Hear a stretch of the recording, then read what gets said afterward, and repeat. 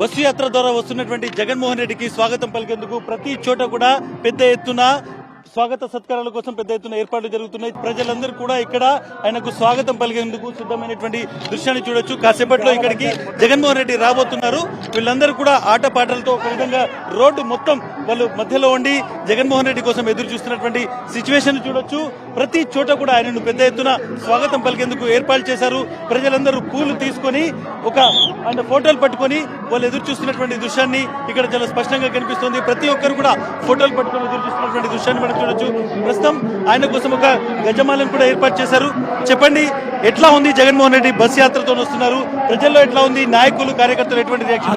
అద్భుతంగా ఉంది. ఎందుకంటే 4-5 నుంచి ఆయన చేసిన సంక్షేమం అభివృద్ధిలో ప్రతి ఒక్కరు ఆనందంగా వాళ్ళ జీవితాలు ఎంతో ఆదర్శంగా ఉన్నాయని చెప్పి వాళ్ళు చూడండి. వేరు ఒక గ్రామ పంచాయతీ మొత్తం 2200 ఓట్లుంటే ప్రతి ఆడ మగ పిల్లలు మొత్తం వచ్చి వేల్పుల గ్రామ పంచాయతీ నుంచి ఎవరే గాని ఇంత ఎండకు ఒక రవ్వు కూడా వాళ్ళకు ఏమాత్రము బాధపడకుండా ఎంత చిరునవ్వుతున్నారు గమనించండి ఒకసారి.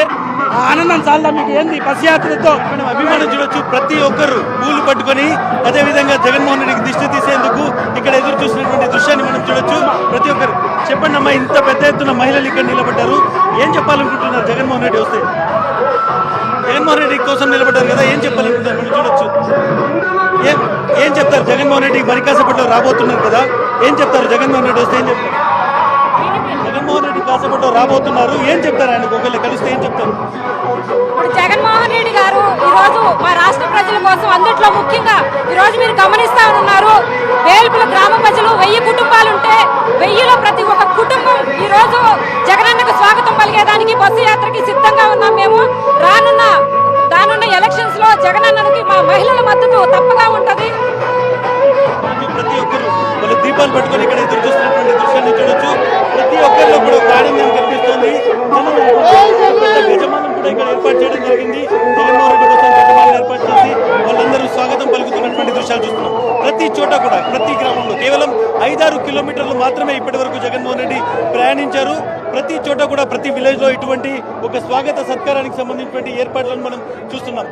పూర్తిగా ఈ రోడ్డు మొత్తం పూలతో నింపేయడం జరిగింది. ప్రతి ఒక్కరు కూడా జగన్మోహన్ రెడ్డి నినాదాలు చేస్తున్నటువంటి దృశ్యాలు చూడొచ్చు. ముఖ్యంగా యూత్ చాలా మంది ఉన్నారు. వీళ్ళందరూ కూడా జగన్ నినాదాలు చేస్తున్నారు. ఎందుకంటే మీ లీడరు, మీ ఎమ్మెల్యే ఇక్కడ రాష్ట్రానికి ముఖ్యమంత్రి ప్రజల్లోకి వెళ్తున్నారు. ఏంటి ఇంత ఏం క్రేజ్ ఉంది? ఈ యాత్ర గురించి ఏమనుకుంటున్నారు జనాలు? క్యాచ్ చేయడం లేదు పాయింట్. జనాలు ఈ యాత్ర గురించి ఏమనుకుంటున్నారు? అసలు యాత్ర అవసరం ఉంది. ఆయన ఇంట్లో కూర్చుంటే 175 బస్ ఆయన ఊరికి అనవసరంగా తిరుగుతాడు. యాత్ర ఎందుకు చేస్తాడు? చాలా మంది ఉన్నారు. ఎందుకంటే ఆయన చెప్పినట్టు చేసినాడు, చెప్పనేటి చేసినాడు. ఎందుకు ఇంకా యాత్ర? అవతల ప్రతిపక్షాలు దిక్కు తెలియక మెంటలు వస్తున్నాయి వాళ్ళకి దిక్కు తెలియక. ఈ స్థాయిలో జనం ఇక్కడ ఉన్నారు అనేటువంటి చాలా స్పష్టంగా అర్థమవుతోంది. ప్రతి ఒక్కరు కూడా జగన్మోహన్ రెడ్డికి స్వాగతం పలుకుతూ ఇక్కడ ఎదురు చూస్తున్నటువంటి దృశ్యాన్ని చూస్తున్నాం. మరి కాసేపట్లో కూడా జగన్మోహన్ రెడ్డి ఇక్కడ వస్తారు, వాళ్ళతో మాట్లాడబోతారు, వాళ్ళకు అభివాదం చేస్తారు అనేటువంటి ఒక ఎక్సైట్మెంట్ కనిపిస్తుంది.